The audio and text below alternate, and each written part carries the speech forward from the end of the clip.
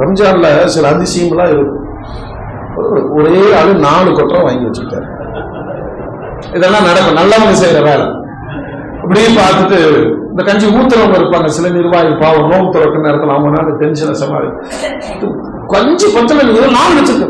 இது மஜீதுக்கு, இது ஹாஜியாருக்கு, இது தலைவருக்கு, இது அல்ஹாஜிக்கு. இது யார் இவரு? ஹாஜி அல்ஹாஜ் அப்துல் மஜீத் தலைவர்.